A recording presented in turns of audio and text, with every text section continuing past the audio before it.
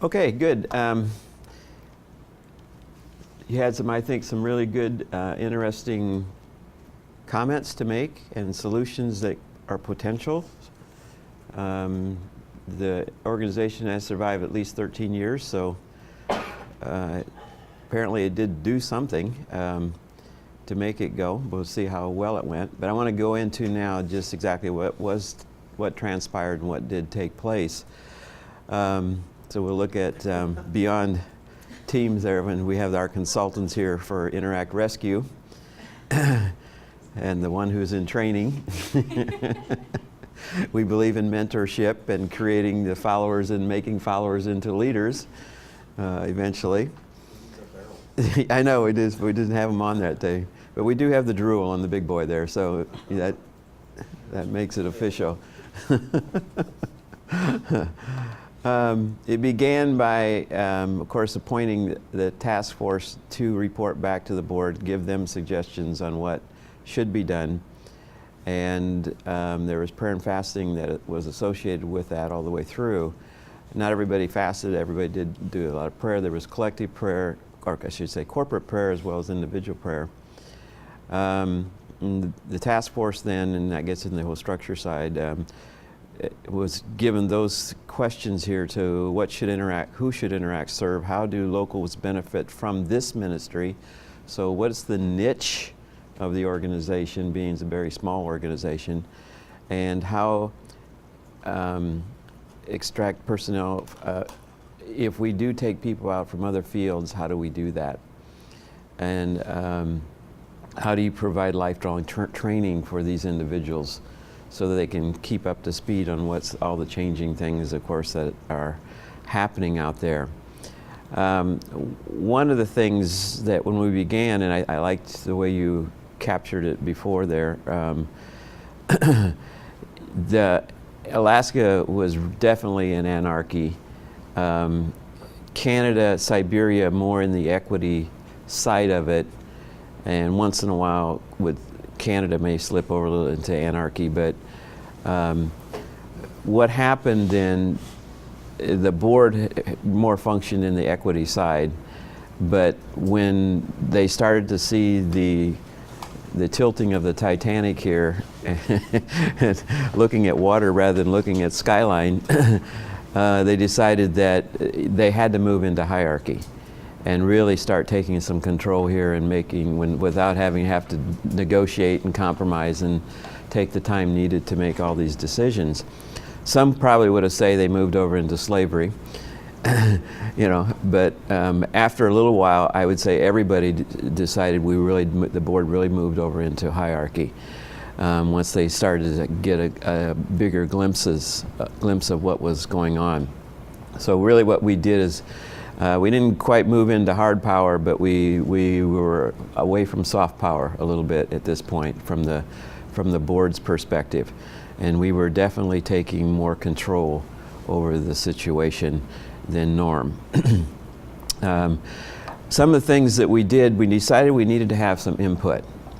And so, I mean, we had our understanding of the history. We had, you know, and people had, Gail Van Diest was there, so he was there from way back, say, from conception, basically. So we had that history, but what we wanted, and we knew what certain people thought, because you always have the vocals in an organizations. We wanted to find out, what do the missionaries really think about this whole thing? So we sent out a questionnaire, and we set up a little website, and you had a little code you can get in, and everybody could see. You didn't put names. A lot of times you could tell who it was by what was written, but no names were associated with it, and everybody could read everybody else's stuff. So you could track the whole thing as it went day by day. We also felt it necessary to find out, particularly on the HR side, and not to mention the political side, how does the host culture feel about the work of Interact Ministries? And that was a little harder to get, but I did put one quote in here, and which is a little telling. And this comes from one of the First Nations persons there. Interact is all about village ministry, and you need to continue to do it, and do it even more than you have. but you have made a critical mistake in thinking that you could replace a missionary in a given village every few years, for whatever reason, family, job change, etc., and still carry on with continuity. It doesn't work that way for us, because we need a long time to develop relationships. You have taught the people not to trust you. Ooh, PQT, huh? Yeah, you have taught the people not to trust you. You need to find people not only who are willing to live in the village, you need to find people who are willing to spend a lifetime in the village and build relationships and die in the village. Whoa, that's pretty strong, pretty strong. And maybe an overreaction, and you know, it's probably never going to happen in that sense, but he's making the point that relationships are fundamental, they're priority, they take time, and it take more than, he's saying, 2 to 3 years to do it. And we know that among Native Americans here in the United States, First Nations people, right? If you're white and you're going to work with them, plan on spending at least your first 4 or 5 years just be getting enough friendships made that you can have a message, that you can get your message heard. History. Reminds me of a First Nation person who was in a group it's an organization in Colorado Springs that helps develop, missionaries, teach missions. There was a First Nations person in there, and you present this Jesus to us, but even like you, the white man, we have these stories in our culture about these foxes. This is never supposed to be like trusted. Yeah. And so as a white person, Jesus, they're always like, someone who is new or whatever is like a fox. Like you kind of trust them, but you might work with them, but you're always careful. And, in order to overcome that and show that not only you as a white person in a First Nation setting, but even more than that, Jesus is not this fox not to be trusted or to work with, but distance from that. Yeah. That's kind of what our group saw, is that we're like, commonality is this ministry to First Nation peoples, and so it's really interesting that they would say something like that. Mm-hmm. Yeah. Little foxes. The other thing we did is send out a questionnaire to the supporting base, and just to get a little better feel of age-wise, who they were, gender-wise, and so forth, and what was the amount of contributions, and just where they were coming from, and so forth, to give us a better idea of, rather than just saying, well, it's kind of going down, well, why is it kind of going down? So make those identities there. Did a vision audit as well. Where Interact exists to glorify God by fulfilling the Great Commission among unreached people groups. I think John mentioned that. A little general, a little broad, and think about a small group, not real specific. So yeah, will that draw people in to want to participate in this organization? Probably needs some challenges there. Another thing we would do, and we met 6 times every 2 months, and we would float trial balloons out, just kind of throw them out. We had discussed it, possibilities. One of them, let's cut India. Okay, so let's just throw a little balloon out there. Let's think about seconding the Muslim work to frontiers, somebody who's focused in that direction, who knows that type of work. Floats balloons, man, they got popped every time you'd float one of those balloons. Boom, nobody wanted that to happen. Really? Yeah, especially the Canadian side. A lot of them had relatives that were working there. Now you're going to split them off into 2 organizations. So the bloodlines were coming through as well. So they're just, most all the balloons we tried to float, they got popped. So we proposed a new a new purpose statement, a culturally relevant church in every community in the North Pacific Crescent. And there was a lot of caveats that went with that as we defined that, and that Interact would not be responsible for getting all those to happen. That's where you have Send up there and NC and the different ones that are working in those parts of the world, that part of the world.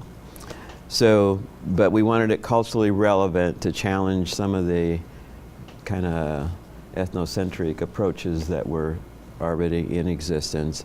And we wanted a church, so we wanted to go beyond evangelism and discipleship to get a community of faith. And every community, so it's kind of like the Dawn movement, Disciple a Whole Nation, focusing, trying to get a church in every major community that's there. And then make it the North Pacific Crescent, which would automatically cut off India.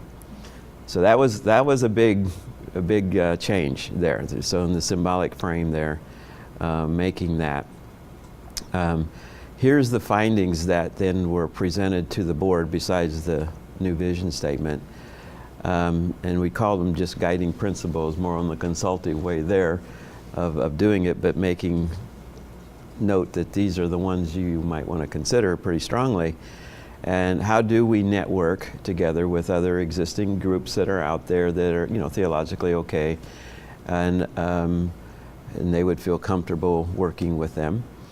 And the whole incarnational side of it, where there's going to be language and cultural acquisition, they're going to push that really hard, because that wasn't always taking place.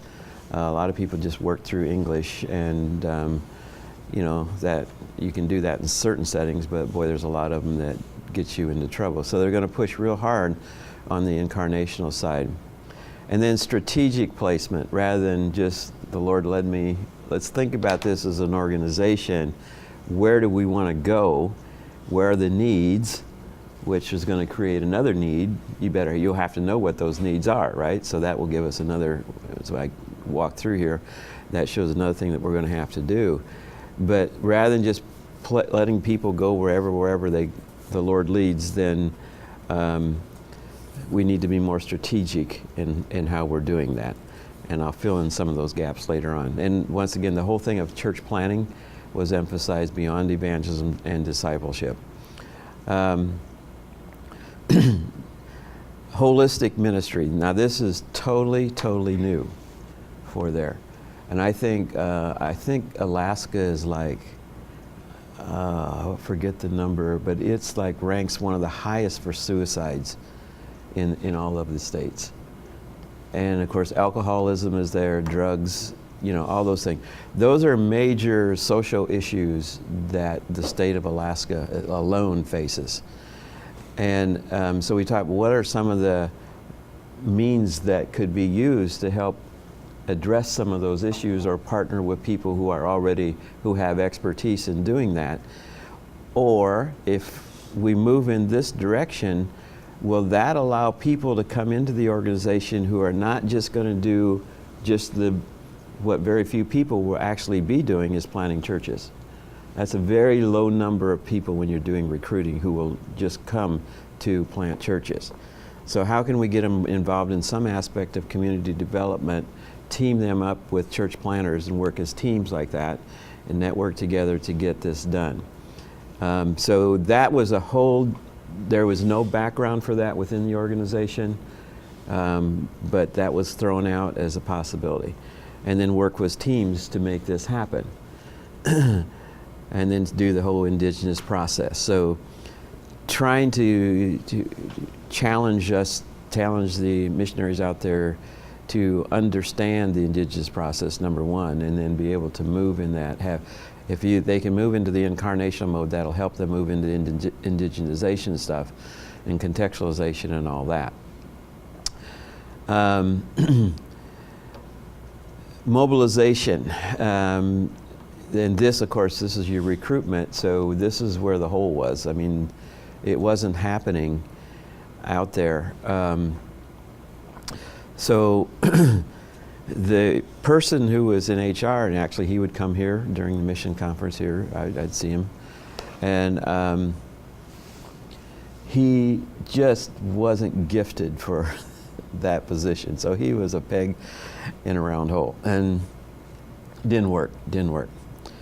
And to give you a little feel of what would happen off of that, because we would recommend that he be removed from that position.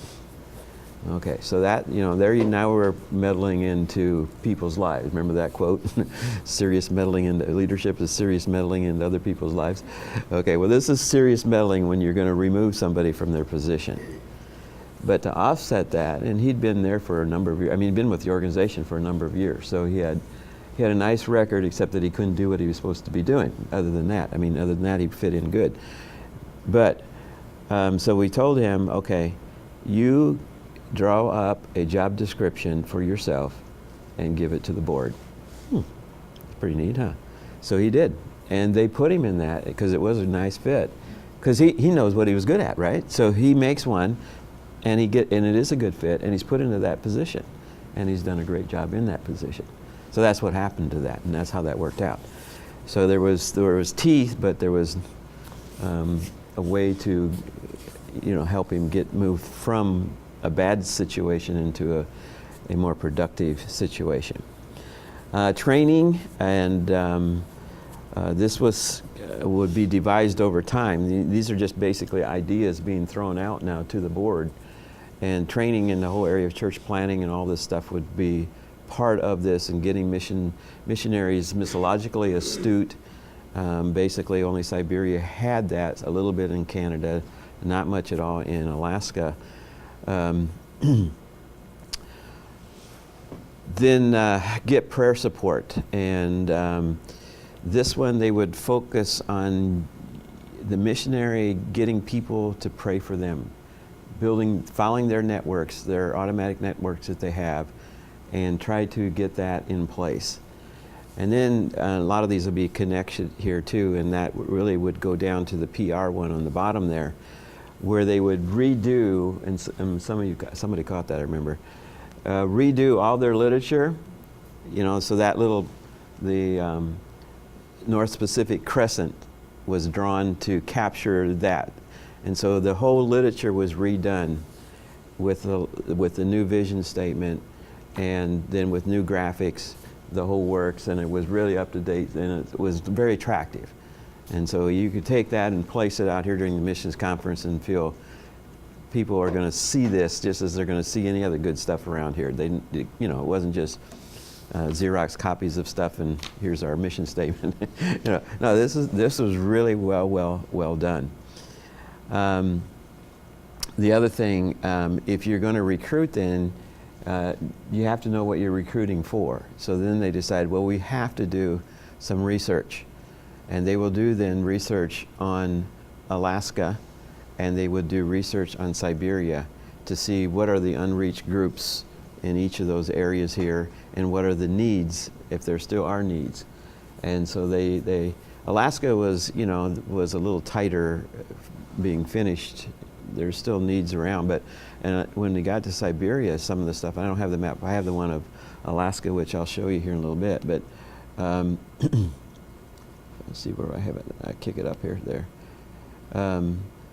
They found different things, and what they do, they identify those areas and then what needs were there. And now you could say to somebody that's looking at your organization, okay, here's your gifts are this and this, you say, okay, well, you could fit in here. We have a team here, or we're starting a team here, or, now you have some direction for them, which they really didn't have before. So this was, as you've been noting, and David was noting, this is key in keeping this whole thing going here. And then, of course, the whole thing of financial development, and it was decided that they would, beside each individual missionary trying to, work on their own corporately, they would try to do it through the GD now, and set up through Canada and through the United States, set up meetings where he would go and invite people in to cast the vision for the organization, and then try to raise funds in that way. So that was done, and it did help some to increase the finances for the organization. Other decisions that were made, India was closed. And that was pretty traumatic, to say the least. What happened on that was a call was made over to them and told them that they would be glad to send somebody over to discuss this whole thing. But here's what the, after the recommendations were taken and it was, the board decided to implement that part of it, that they would send somebody over there in the board, the top person, if they wanted to discuss this with them, and then to see what roles they could play within the organization once they left India. And it was they took it pretty hard, but they didn't want somebody coming over, and we kept them abreast of everything that was happening all the way through.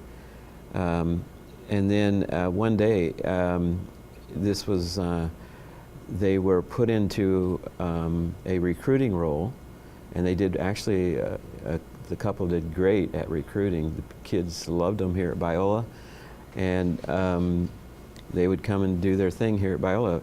Well, one day, which happened to be this day of the class, when the presentations were being made, I heard that they were on campus. So I go out and we find them, and we bring them back. And so I interview them. I said, okay, here you are. You're working in India. You've been there for a number of years.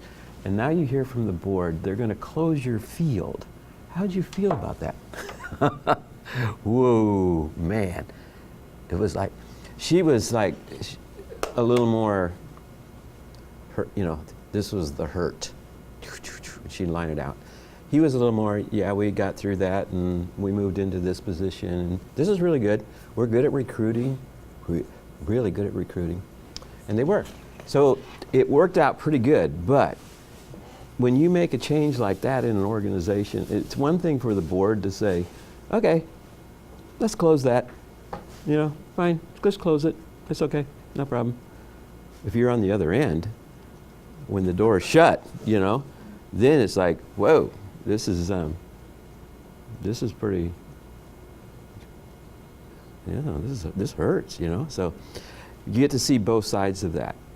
And what was nice, because I had never really met them because they were in India, so I had never met them and I'd never seen them in any of the meetings that I had ever attended up there. So the board can be, in a sense, and that's maybe one of the good things about a board, it can be very objective without having, like the Canadian side where you have all the relationships that are there, and it's hard to, wow, you cut this and that's my family you're working with here, guys, okay? So there's good and bad on that, but it's good to catch both sides of that. So we did my suggestion was that, and you guys somebody had, I think both of you, change the name of Interact, Let's get a name that will capture what this organization is really about. That didn't happen. They didn't want to do it. I'm surprised because all the different changes they've made, that it was, here's a chance to not just to kind of turn over, start a brand new chapter in the book. And they didn't want to do it, though.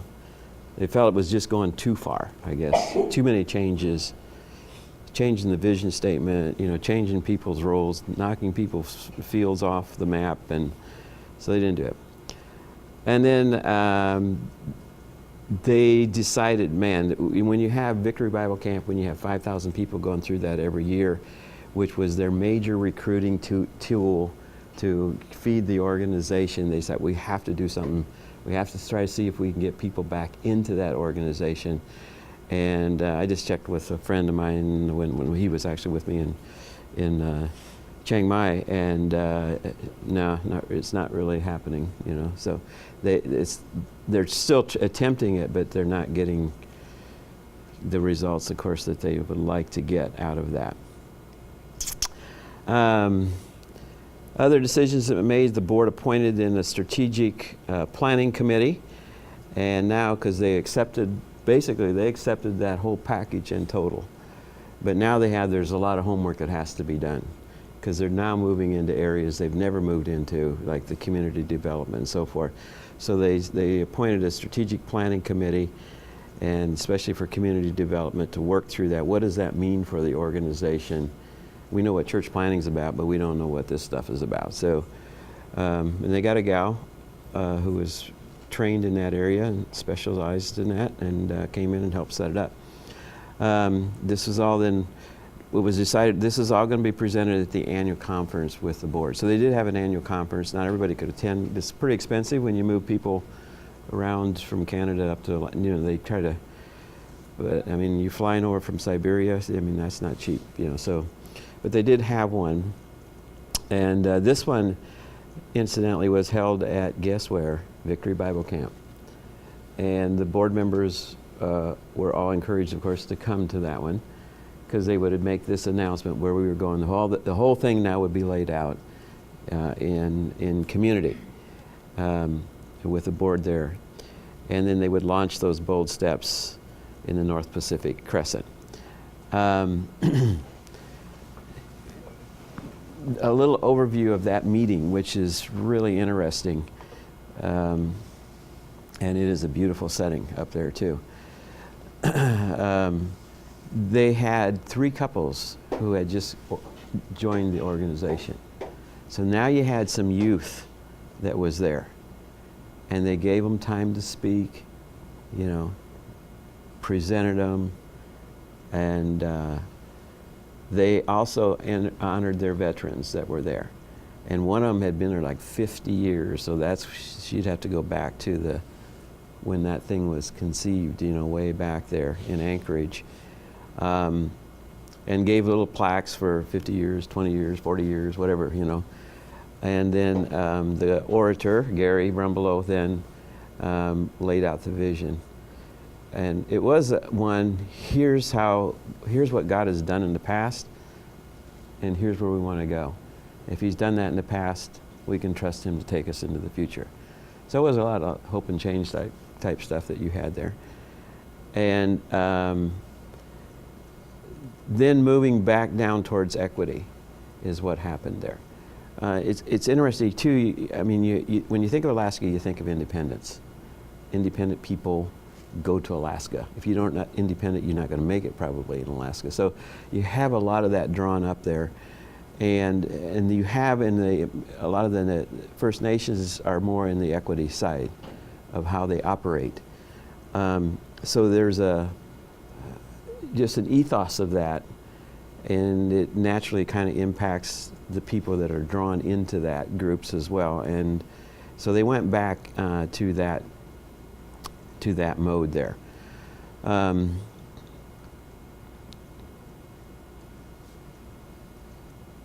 Shortly, I forget what the year that happened.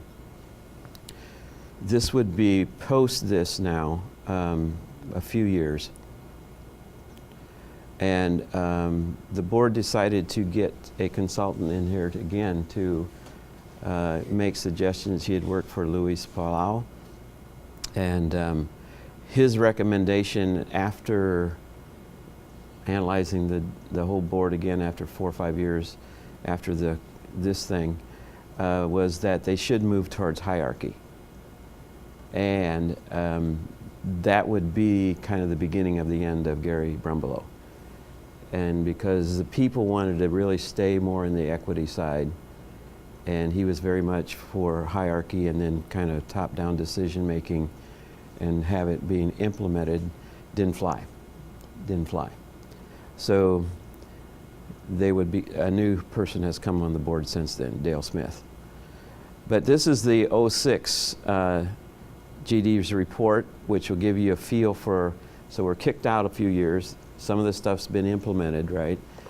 And you can see the years there, starting at the bottom, -4, +4, okay, break even, -1, -2, +4. So now we're just, and it was slowly just moving incrementally ahead. So if you look at the growth then, you can see that the line is just barely, trending upward, barely, but it was moving there. As far as, there's 91 and the 2000 there. So it's come up a little bit. In the giving then, where the white is the total, it's kind of, and this, what year are we going here to? 05, yeah. The Canadians, I don't know, John, you got to talk to your people up there, but it's dropping off, and the U.S. was tending to go up, but the white will give you the total, so kind of holding their own with a little trending downward there in 05. Biola University offers a variety of biblically centered degree programs, ranging from business to ministry to the arts and sciences.